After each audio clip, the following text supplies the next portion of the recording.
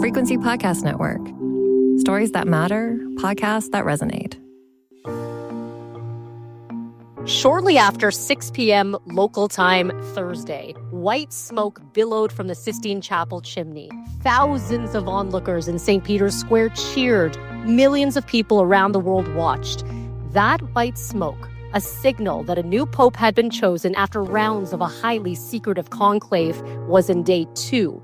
133 cardinals from around the world had been tasked with electing a new pontiff following the death of Pope Francis last month.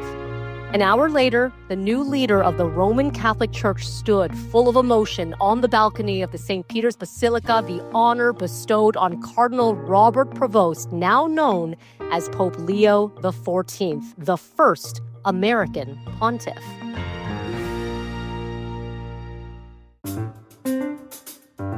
I'm Melanie Ng, and in this episode of The Big Story, we learn more about who Pope Leo XIV is, why he was chosen, and the significance. Joining me now is Héctor Acero Ferrer, religious scholar with the Institute for Christian Studies. Héctor, thank you so much for joining. Thank you for having me here, Melanie. This is historic. Anyone who was watching, we were seeing the several rounds of voting now into day 2, black smoke. And then when that white smoke came about, I was live on the air as it happened in news, and wow, a whole lot of emotions for you. Having elected this new pontiff, what does this mean for the church moving forward? I know it's a loaded question because there's so many areas we can go to, but let's just talk about the emotions of electing a new pontiff. Well, I'm going to go back to the comment you just made about him being so emotional. And I've heard from several people already that they were moved with the fact that he was teary when he was speaking. If you saw that you were live when you saw it, there was a moment of confusion, silence. There were at least 20 seconds of people not knowing who he was, trying to decipher what the name was, and then, it's read in Latin. And then eventually you hear, oh, Robert Prevost, oh, an American, oh. And then you have those realizations after that moment. And then you start looking up that person because 133 people were in that room and we don't know everything about every person that was in there. So first, kind of shock, then questioning, like inquiring into the life of this person, and then finding facets of that life, who the person is and what the person is going to do.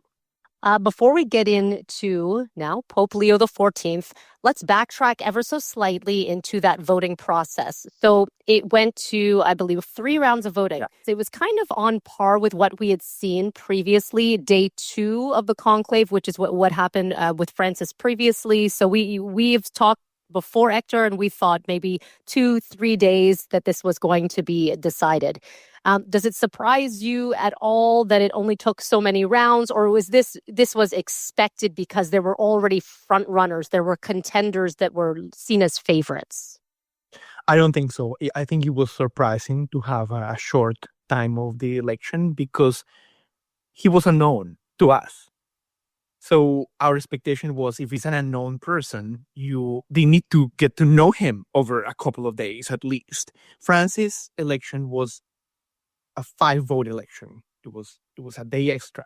So you're expecting in this case to have someone who is going to be one of the front runners, as you mentioned, who is not the person that is in front of us as Leo XIV, or it being a longer decision that leads to an unknown character. So that is really shocking to have a short time. It indicates a few things. One of them is that aspects of who he is resonated with the cardinals.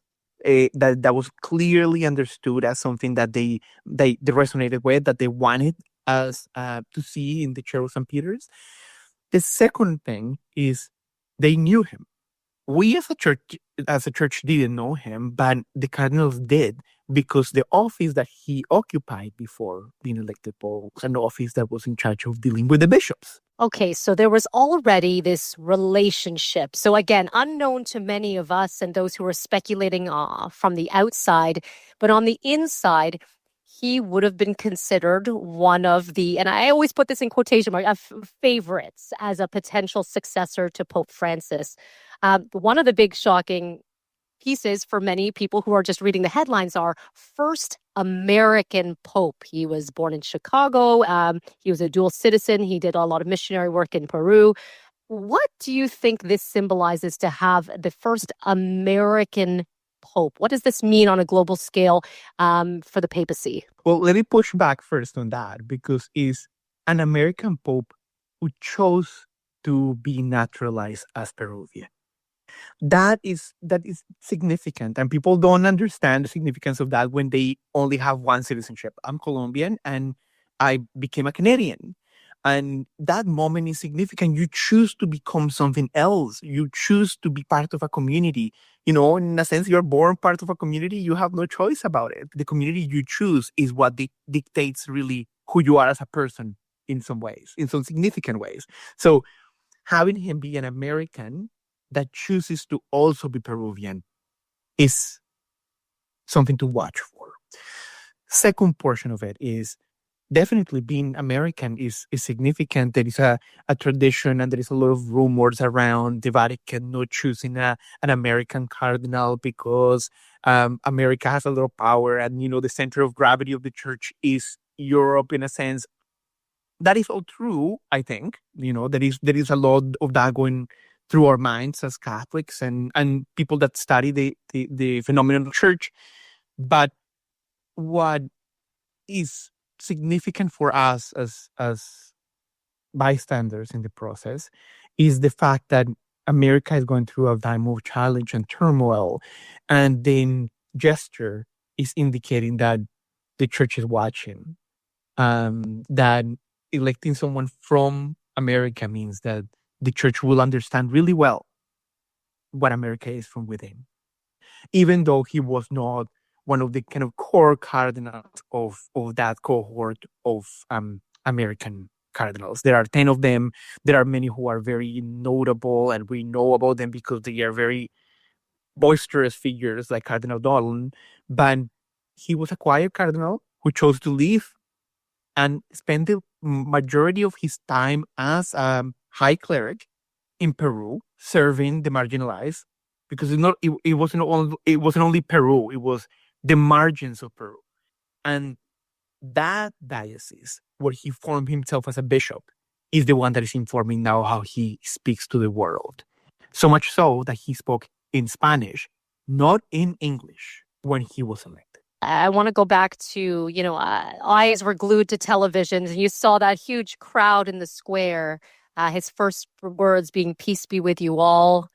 What do you think the significance of that presentation, of what he wore, what he said, what does that represent about him? He spoke in Italian, which is what is done, but he asked permission to speak in Spanish as well. So that signals something. It signals Spanish in the world of the church means a lot of the marginalized church. The church of Latin America, a poor church that has always been struggling and finding ways of articulating the call for justice that is in those marginalized communities. So that's one part of it. Then, who he thanks throughout the speech. He thanked Pope Francis.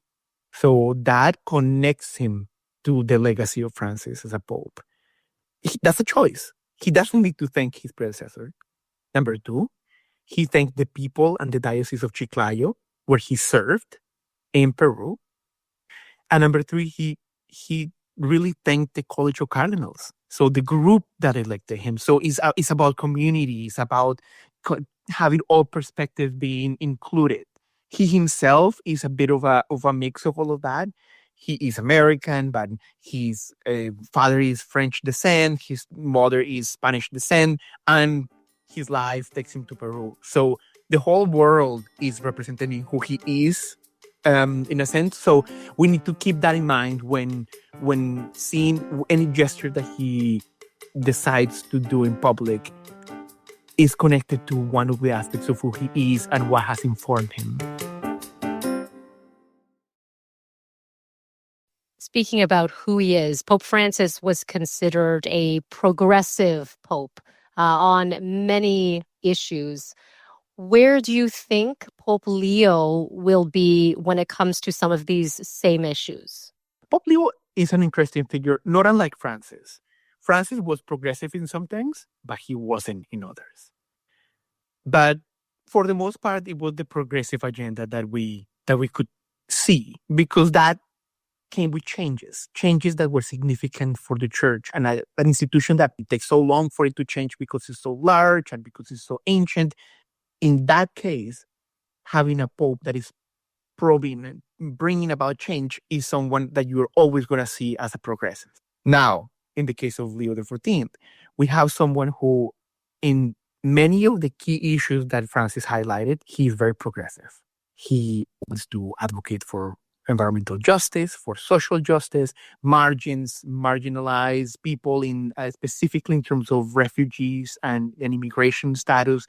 All of that is significant, but also someone who has taken a very close look to the polarization of the church. So those in the margins of that polarity of conservative and liberal and all of that. So bringing the church together is part of that progressive move, moving the church to a different kind of unity. For what I can tell, because I'm also learning about him right now, is that he is more on the center side of it, maybe on the conservative side.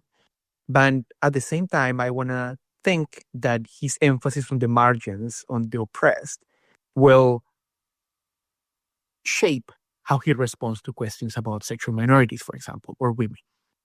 Because if you are on the side of the marginalized, and you're asked a question about marginalized people because of their sexual orientation, that is going to come into your answer to that question. So stay tuned. Let's see the next few months of how he responds to those questions that are going to come to him in English. So let's don't forget about that. We haven't had a pope that communicates that fluently in English ever. Like JP2 was excellent in English, but English was a second language. Same with Ratzinger, with Benedict XVI. Francis was Francis. Love him, but his English was very South American, like mine. But now we have someone whose first language is English, and it will be able to address those questions that often come in English first, immediately. It will be very, very interesting to see. As you said, we're not used to seeing this on this global scale. So a lot of people will be watching. I want to go a little bit backwards. The choice of Leo, what does that signify? There are 14 Leos to compare him with. So that already creates a complexity, because with Francis, he was the first Pope Francis, but he made it very clear that his connection was with Francis of Assisi, the saint. So someone who advocated for the poor and the marginalized. Now, Leos, we have 13 Leos to contend with, to think about. What are their accomplishments? What were they known for? Leo the First was Leo the Great, and his significance was protecting Rome from the Huns. That's one of the stories that goes back to protecting Rome from being sacked. So someone who was spiritual leader, but also had a lot to do with protecting the livelihood of the people of Rome. And you'll find in a lot of the Leos that there is an emphasis on that, on the human portion of people. The fact that, if you were to divide people in faith and intellect and all of those things, which is impossible because we are made up of everything, but if we are divided them that way, that they are not only concerned about the spiritual matters, but the temporal ones. That's church lingo for human everyday living, the situation of the human family. And he said that through peace be with you, let's dialogue, we need to cooperate. We heard so much of that in only a couple of minutes of what he said earlier today. Let's talk a little bit about the what's next. So what will we be seeing in the coming days and months? Several things. We're going to see great scrutiny of him. I think that the fact that he's American creates suspicion. I'm suspicious because America is a power, and it's a power in many different ways. So you need to always look at the person that has power over you as someone who might be able to oppress or abuse you. So what is this figure going to do for the rest of us in the kind of margins of the world? Second, doing a lot of work to determine the kind of language he'll use, the kind of gestures he will make, the places he will visit. So we need to stay tuned on that regard. What is going to be the tone? We heard some of it today, and it could be maintained, but we don't know that for sure. And then the third thing is not about tone, not about geography, but more about administration.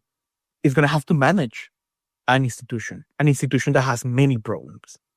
Francis tackled it in the Francis way. I will say it's like, very Latin American scrappy way of, let's solve this, and he will storm in, and that created a lot of anxiety amongst different parties of the church that resisted change or wanted the change to be done in a different way. But in the case of Leo, we see someone more paced, someone who is going to be thinking about this in a more programmatic way, someone who is training canon law, so he'll know what it takes to codify these changes so that things change long term. Someone that might be able to extend the legacy of Francis through a more systematic follow-up of all of those changes into the church and the local churches around the world. Francis introduced many things in the church that were institutions to either scrutinize the church within, to create accountability, to create transparency. Some of those changes have been more or less successful than others. Well, now Leo XIV is going to have to look at those and see how do we keep that happening. But to do it in a way that is representative of him, of course, in a different approach. Really, time will tell to see what that approach looks like. But as you noted, it was a historic and emotional day, a significant day for not only the Roman Catholic Church, but everyone around the world who will be watching. Héctor Acero Ferrer, appreciate you taking the time with us today. Thank you so much. Thank you for the conversation. I'm happy to share a little bit of what I've been researching myself. So we'll stay tuned and see what happens. And that was The Big Story. You can send us feedback on this episode or any other episode. You can email us at hello@thebigstorypodcast.ca. As always, you can find us on the Seeker app or on all your favorite podcast players. Be sure to rate, review, follow, and share. I'm Melanie Ng. Thank you for listening.